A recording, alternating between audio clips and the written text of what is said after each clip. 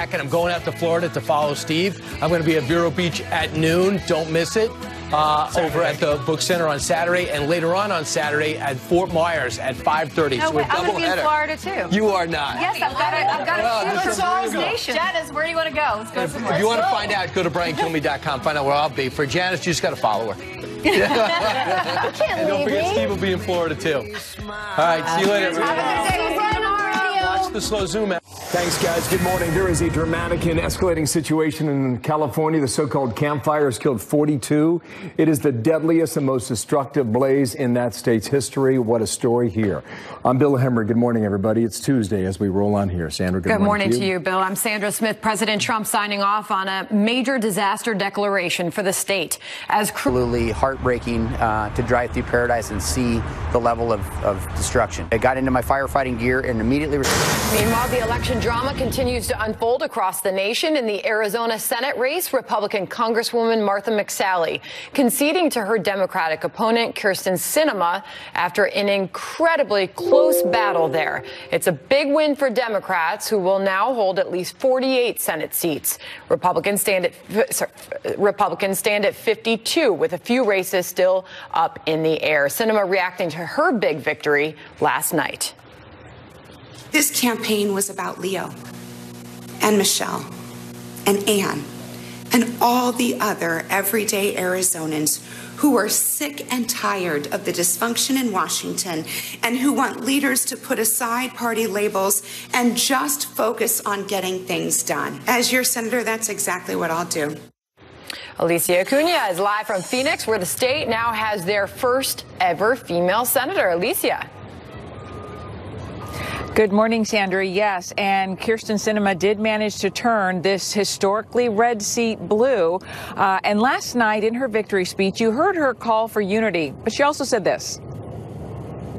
Arizona rejected what has become far too common in our country: name-calling, petty personal attacks, and doing and saying whatever it takes just to get elected. It's dangerous, and it lessens who we are as a country. The votes are still being counted here, but the Associated Press called the race not long after the Secretary of State's office updated the count last night, showing Sinema with a lead of 38,000. Soon after, Republican Congresswoman Martha McSally tweeted congratulations and a concession. I wish her all success as she represents Arizona in the Senate. And I also want to say thank you to everybody who supported me in this campaign, my staff and volunteers and everybody who voted for me.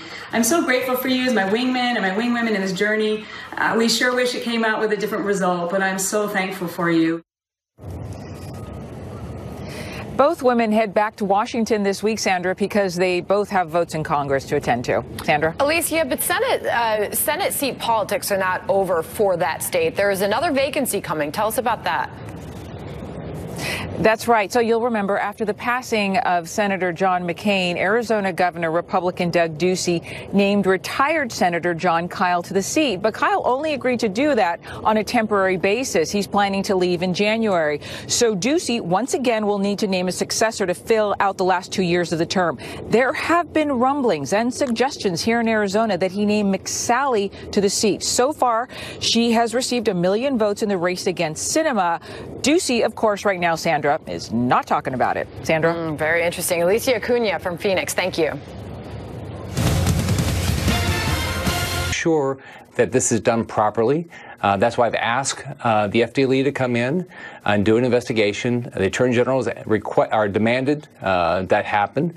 I've asked the sheriffs to be vigilant. We want to make sure we have a free and fair election. So Rick Scott last night with Martha as Florida's election officials scrambled now to meet this deadline for Thursday on the machine recount. Back on the board here and back with Charlie Hurt in D.C. Charlie, how you doing? Good morning to you down there in Washington. I don't know if you can see this or not, but I just want to show our viewers where we stand right now in the Senate race. The difference between Nelson and Scott is 12,536 votes. But you see on the map here in the southeast corner, that's where all the that's a heavy Democratic vote down here. This is Miami-Dade. You see where Nelson beat Scott by 169,000. Up here in Broward, the number is 260,000.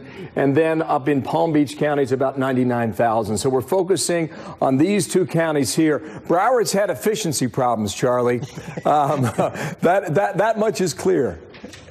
Yeah, at the very least, efficiency problems. And in the past, they've had more than just efficiency problems, which I think is probably animating a lot of the concerns you see among, at least on the Republican side, about the validity of some of the votes there. And not only that, but also, the finding of ballots and the recount and things like that. But as you pointed out, it's 12,500 votes, which triggers the automatic recount at 0.15% difference. It's possible, I guess, in some scenario where Bill Nelson could make up that 12,000 votes. But if he were to do that in Florida, that would be the biggest clawback of anybody, at least in recent Florida history. What's not clear to me, Charlie, is how many votes are in Broward, how many ballots are in Broward County? It's at least 700,000, right? But is it 715? Right. Is it 725? That makes a big difference. It makes a huge difference, and that, quite frankly, is the problem from the beginning. And I think a big reason why a lot of Republicans are concerned about it is that the simplest question that election officials audit, you can sort of work within the confines of that number. The problem is how many people did you have vote? That changed by almost nearly 100,000 votes over the course of 24 hours.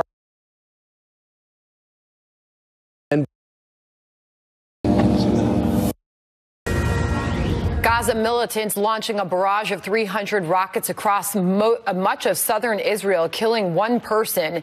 The attack, a direct response to a botched Israeli undercover raid that left several Palestinian fighters dead.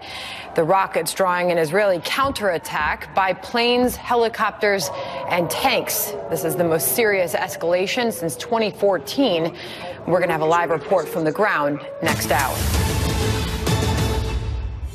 The president and the Department of Justice leadership has confidence in Matt Whitaker. Look, he has a full and legal authority under the Vacancy Reform Act of 1998, where if it's someone that's been a senior official as well as has been there for more than 90 days, could serve as acting attorney general. So then from the White House, Mercedes Schlapp, just last hour here saying the president stands by Matthew Whitaker as the acting attorney general. Michael Mukasey, former attorney general himself, here in studio, knows the topic as well as anybody. Nice to see you. Good to be here. Good morning, and thank you for coming back. Does the president have the right to appoint the person he wants in that position? Yes, within certain limits. He has a right to put in an acting attorney general who qualifies under, as Mercedes Schlapp just said, the Vacancy Reform Act, and Matt Whitaker fits that description. However, the question is whether he also qualifies under the Constitution, and that's a much closer call. And obviously, the Constitution. What is the Constitution? The issue is that under the Constitution, the president can appoint what's called a principal officer. That word's not in the Constitution, but that's in the cases. A principal officer who has to be subject to the advice and consent of the Senate. The president can fill certain vacancies only with the advice and consent of the Senate. The attorney general position is one of those. Now, the question is whether somebody who is acting attorney general would have to be somebody who's been confirmed, and there are people available who have been confirmed. Rod Rosenstein is one of them. I think he's got a lot of conflicts and would be an unwise choice. But the Solicitor General, Noel Francisco, would be perfectly fine. So you're saying there are others right now? There are others right now who we could put in that position temporarily. Why could you not serve in this role for a couple of weeks as acting and then go for Senate approval in 2 months in the new year? I mean, you have the votes in the Senate to do that. Yeah, if you're talking about the same person who's serving as acting, he can't nominate that person under the statute. You can't do that. I see. But the point of somebody serving, you can serve as an acting attorney general if you haven't been confirmed in that position. But the question is whether you've been confirmed in another position and whether you're considered a principal officer. And the problem here is that if it turns out that an acting attorney general is a principal officer and Matt Whitaker has not been confirmed by the Senate in any position, then anything he does that could be done only by a confirmed attorney general is void. There are some things that can be done that could be delegated to somebody else. Those things would be perfectly valid. Everything you're saying suggests that he's got a problem here. Yes. Okay. Adam Schiff and the state of Maryland apparently is going to sue to challenge Whitaker. We'll see where that goes. Schiff writes this. He says if he does not recuse himself, meaning Whitaker from All Matters Russia, Whitaker could seek access to the special counsel's plans and evidence, including grand jury testimony, would be in a position not just to funnel information to Trump and his legal defense team, but also to abuse his authority to cripple or end the investigation. He continues, Whitaker could attempt to prevent evidence from reaching Congress and the public or stop the special counsel for subpoenaing important testimony, including from Trump himself. We can argue that or not. Sure, Whitaker could also go out and strangle his grandmother. I mean, please, it's ridiculous. I guess in summary, I mean, do you see this position going forward with Whitaker or with someone else? I would hope with someone else for safety's sake. So far as conflicts, he has no conflict. There's no reason for him to recuse himself. There's reason to be hesitant about his authority, but there's no reason for him to recuse himself based on statements he made earlier. That's absurd. I guess the bottom line, is he a good choice or not for this job? He's a fine lawyer. If it's something that has to be settled by litigation, I would think that perhaps there are safer choices. And easier choices. And easier process. Right. Thank you, sir, very much. It's great to see you in studio. Good to be with you. Michael Mukasey, thank you. Sandra. We're going to have a lot more coming up on the Mueller probe in light of new leadership at the Justice Department. Ken Starr will join us. He was, of course, the independent counsel during the Clinton investigation back in the 90s. He is our headliner this morning and will join us live next hour. Plus, another high-stakes, high-profile midterm race still up in the air in the Georgia governor's race. We're live from Atlanta with the latest there. Favorite, right? So now, I am the first lady, but my mother's like, when's Greg coming? And I'm like, I live in the White House. Post-White House, how is she different? How has it been? She is much more chill. You can see in her face and in her movements that things are kind of relaxing, and I'm sure her daughters feel the same way. That from Good Morning America about an hour ago. Former First Lady Michelle Obama opening up about her life after the White House. New memoir is out. It's called Becoming. It is available today. There with her brother Craig. She also reveals for the first time the couple sought counseling when they felt they needed it early in their marriage. The former First Lady says she suffered a miscarriage about 20 years ago. She underwent IVF to conceive the couple's 2 daughters. She also weighed in on the midterms of potential candidates for 2020, so more on that a bit later. She's going to be one of them. I don't know. You can make a guess. Put $1 on the line, see where that goes. Anyway, she's going to make a big tour in Chicago, here in Brooklyn, New York, and also in Los Angeles, too. So revealing more and more in that book. Yeah. All right. Thank you. Another midterm nail-biter playing out in Georgia. A judge there ordering election officials to examine each provisional ballot in a very close, high-profile governor's race. Republican Brian Kemp leading Democrat Stacey Abrams by a narrow margin there. But if his share falls below 50%, the election heads to a runoff. Jonathan Seri is live in Atlanta with more on this. Jonathan, what does the court order do? Well, the state of Georgia still has until November 20th to certify the election results. But what this court order does is it says those results can be certified no earlier than this coming Friday at 5:00 p.m. The court order also requires counties with 100 or more provisional ballots flagged for registration issues to conduct a good faith review of those ballots to make sure everyone who is eligible to vote is counted. Judge Amy Totenberg also ordered the state to establish a hotline or website for voters to look up their provisional ballots, see if they were counted, and if not, get a specific answer as to why their ballot was rejected. And her order requires each county elections office to publicize the way voters can check the status of those provisional ballots. Sandra? Jonathan, how likely is this to force a runoff? Yeah, it depends on who you talk to. Democrats say that as these additional provisional ballots are qualified and added to the tally, that they're actually favoring Stacey Abrams. Her campaign still speaks optimistically about forcing a December 4 runoff because Republican Brian Kemp is just a fraction of a point above the threshold needed to win the election outright. However, the Kemp campaign says it's done the math, and even if all remaining eligible provisional and military ballots went in favor favor of Abrams, it still wouldn't be enough for a runoff. Kemp spokesman Ryan Mahoney issued a statement saying it's incredibly shameful that liberal lawyers are doubling down on lawsuits, desperately trying to create more votes for Stacey Abrams. They don't want to win this election. They are trying to steal it. So you have the Kemp campaign accusing Abrams of trying to steal an election. You have the Abrams campaign accusing Kemp of voter suppression. A week after this election, the bitter campaign continues. Sandra? Jonathan Seri in Atlanta. Thank you. Meanwhile, from Florida, still not over. Election officials scrambling to make a recount deadline for Thursday. Then you might have another deadline after that, maybe for Sunday.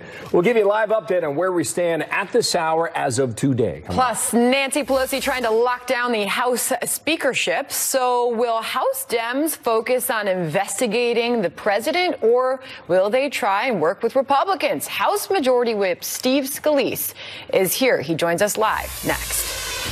All right, Fox News Alert, a quick check on the markets 2 minutes into trading. And Hemmer, what do you know? Sharply unchanged. I mean, look at that. It looks like it's going to be more seesaw action today. A 600-plus point drop for the Dow yesterday.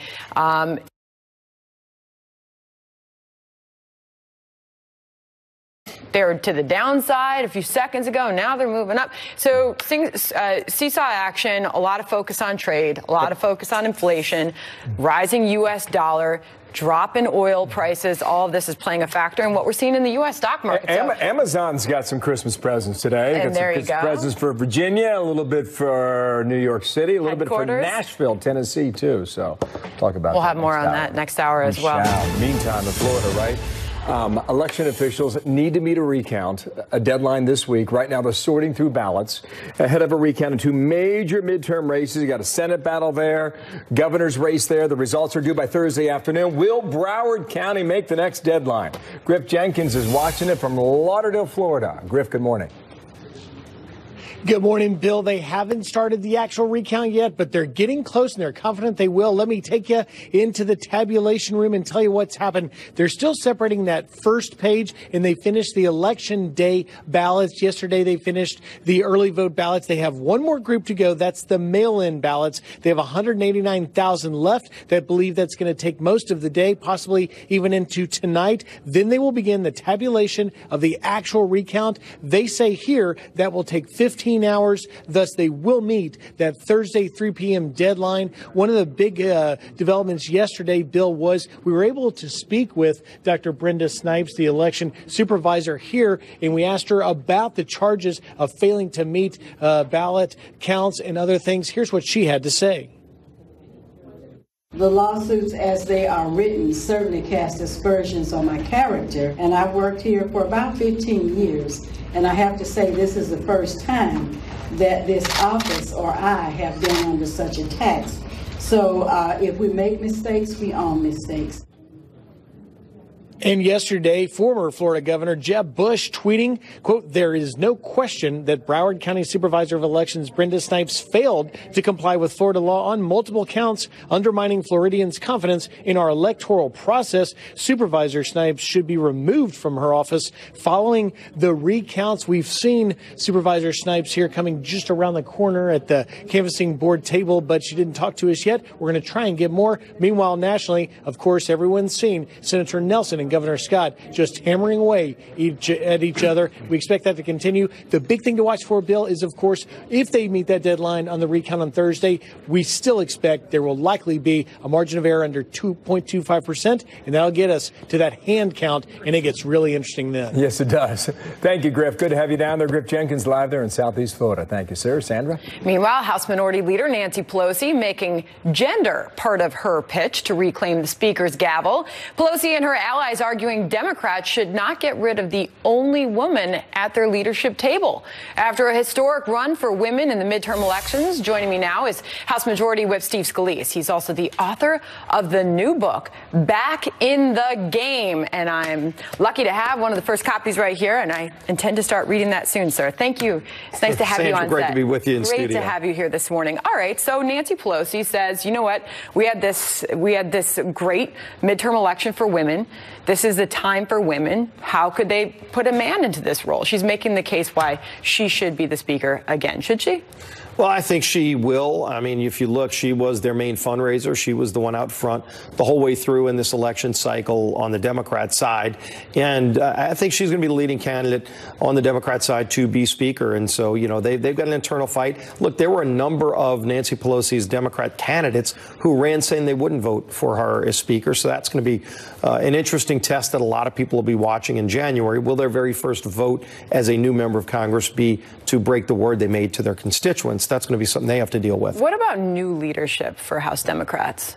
You've been hearing a lot of clamoring for years that, you know, their party's leadership has been the same for a long time. But at the same time, you don't see an emergence of anybody that's got a coalescence of support to topple them. So I think in the end, Nancy Pelosi would be favored to stay on as Speaker. But, you know, I think if they move a very far left agenda in the House, you know, and they're already talking about just harassing the president, impeachment even, that's going to be, I think, a route that the public doesn't want them to go. But they're going to have to make that decision. Well, here's your colleague in the House, Lois Frankel, on the pink wave that they see happening.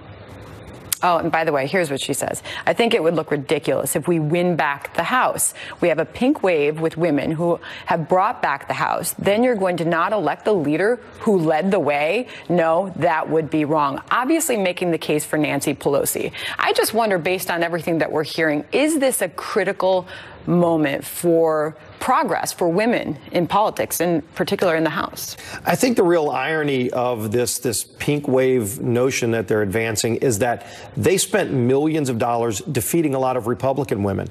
We had some really great women in Congress, Barbara Comstock, Mia Love come to mind immediately, that Nancy Pelosi spent, in some cases, over $10 million per race to defeat Republican women. So, you know, on one hand, she wants to play the gender card here, but she'll spend tens of millions of dollars to defeat Republican women, including Mimi Walters over in California, where she tried to defeat her and unsuccessfully. I know it's close, but it looks like Mimi is going to hold out. But she will spend over $10 million per race to try to defeat a Republican woman, but then play the gender card in her own conference. So ultimately, you know, Democrats are going to be making that decision.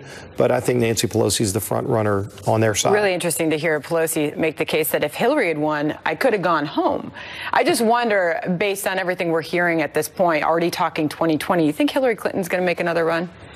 Look, let her run. Let you know, you're hearing maybe 20 potential candidates on the Democrat side already. You know, let them all run. And ultimately, Donald Trump, I still think, has done such a great job as president, including getting the economy back on track. In a lot of these close Senate races where President Trump went and campaigned, we won. Florida's a great example, but you can look at so many others. He spent a lot of time in Missouri, a lot of time in Indiana, flipping seats from Democrat to Republican. So the president still draws more crowds than anybody. I mean, when President Trump went to a state to do a rally, it might have been a 15,000 seat arena, and there were an extra 15, 20,000 people waiting outside knowing they can't get in, but just wanted to be there because they're still excited about what President Trump's doing to get this economy back on track. So now we see a Democratic-controlled House. What does that agenda look like? Can Democrats and Republicans work together, and what does this do for the president's agenda? Time will tell on what their agenda is going to be. I mean, if they try to go down the subpoena and impeachment route, I think it'll be to their peril. We've laid out at least a path for how you can get the economy back on track, because ultimately, Sandra, the economy's been the driving issue for over 10 years, and now we're seeing great economic success. And really, it's middle-class, hard-working families that were struggling under the previous 10 years of a sluggish economy. They're seeing growth now. They're seeing more wages, higher wages, more money in their paychecks. And if they want to reverse that, if Democrats want to reverse that, again, I think that's going to be the wrong path to go, and I think it'll hurt them ultimately. So you've laid out the two cases. They could choose to work with Republicans, or they can go the multiple investigation route. We'll what do you continue think to work will to get the happen? economy back on track. Hopefully they're willing to work with us, but if they're not, we're going to keep battling to move this country forward and to strengthen America both at home and abroad. What a story you have had, Congressman, and it's so exciting to see you're back in the game, and that is is the name of your new book, One Gunman, Countless Heroes, and the Fight for My Life. How are things for you today? And tell us a little bit about this. Well, I'm getting a lot better, and I had so many people that prayed for me, that took care of me and helped me get through this incredibly difficult period after the shooting, from the day of the shooting. We tried to chronicle this in the book, and I wanted to, in the book Back in the Game, tell the story of all the people that helped me, the heroes, from David Bailey and Crystal Griner, the Capitol Police, heroes who saved my life, but they also saved everybody else's life that were out there that day.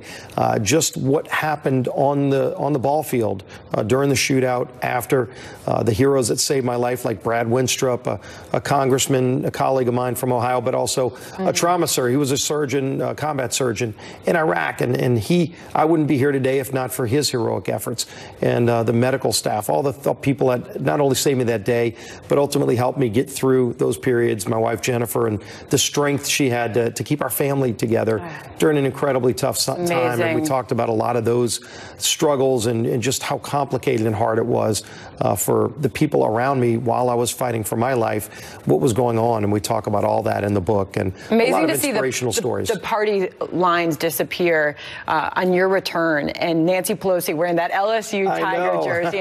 And what a moment that was for the country. What a moment that was for you, because, of course, we share that unbreakable bond. We're both LSU Tigers. Go Tigers, but go read the book. Go read the book, yeah. It's a lot of really inspirational stories of people who did heroic things in miracles. We literally chronicle what Jennifer and I call the little miracles that happened each step of the way to get me here today. I mean, I wouldn't be here today if not for the grace of God and the heroic work of so many people that we talk about in this book. So glad you are. Congressman Steve Scalise, thank you. You are back in the game. Sandra, nice to have you back in studio. Great to be back in the game. Go Tigers. All right, go Tigers. Bill? Good stuff. Good title.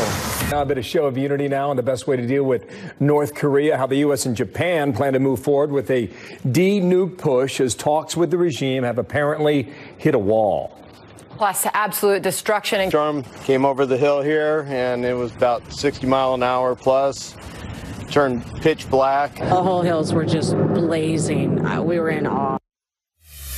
News. CNN confirming they are suing the White House over the president suspending correspondent Jim Acosta's White House access. The network demanding Acosta's press pass be restored. The drama began last week after a contentious presidential news conference where a White House aide tried to take the mic from Acosta. The White House Correspondents Association releasing a statement of support just a short time ago.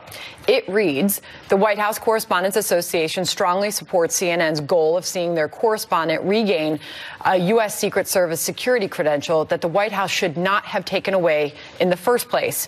Revoking access to the White House complex amounted to disproportionate reaction to the events of last Wednesday. We continue to urge the administration to reverse course and fully reinstate CNN's correspondent. The President of the United States should not be in the business of arbitrarily picking the men and women who cover him. Contact. Thank you. Yeah, Thank you very much. New details emerging in the killing of the Saudi journalist at the consulate in Istanbul. Why Turkish investigators are now convinced the Crown Prince ordered the hit. An update now on the killing of the Saudi columnist Jamal Khashoggi. Audio recordings of the crime shared with leaders of several countries by the Turkish president, revealing what they are calling appalling, gruesome details. Senior Foreign Affairs correspondent Greg Palcott following the story from London for us. Greg, what are we learning now about the possibility of a link between the Khashoggi killing and the Saudi Crown Prince? That's right, Sandra. We could be as close as we'll get to a smoking gun regarding the killing of Washington Post columnist Jamal Khashoggi. The New York Times today quoting 3 sources claiming that, according to a recording, one of the killers of Khashoggi at the Istanbul Saudi consulate telephoned the right-hand man of Saudi Crown Prince Mohammed bin Salman and said, this is their quote, "Tell your boss the deed is done." Turkey has said it believes the killing was approved at the highest levels of the Saudi government. Still, the Saudis who have heard the tape, as have others like the United States and other countries, say they didn't hear that remark. National Security Advisor John Bolton is quoted today as saying he doesn't get the impression from the tape that the Crown Prince was involved. Whatever, more leaks point to a very grisly death of Khashoggi, Sandra. He apparently complained about being a bag being put over his head, saying that he was claustrophobic. This is before he was killed. Turkish President Erdogan called the killing atrocious. Another official saying it seemed like the killer was on heroin. At a luncheon on Sunday in Paris, marking the centenary of the end of World War I, Erdogan spoke with President Trump about the investigation. The president himself has said the White House could say more on this week. Finally, Sandra, according again to reports, Turkish officials are pretty much giving up the search for the body of Khashoggi. They believe, reportedly, that body parts were disposed of, dissolved using a chemical, maybe acid, on the grounds of that consulate. Ugly stuff. Back to you. As we continue to learn more, Greg Palcott, thank you. Got some recounts in Florida, two big ones soon underway for the governor and the Senate races. We are on the ground in Tallahassee, top of the hour for an update on where we stand today. Also, Matthew Whitaker facing a new challenge to his appointment as acting attorney general. Former independent counsel Ken Starr is our headliner today. Looking forward to hearing from him coming up in a matter of minutes. Come on back, top of the hour.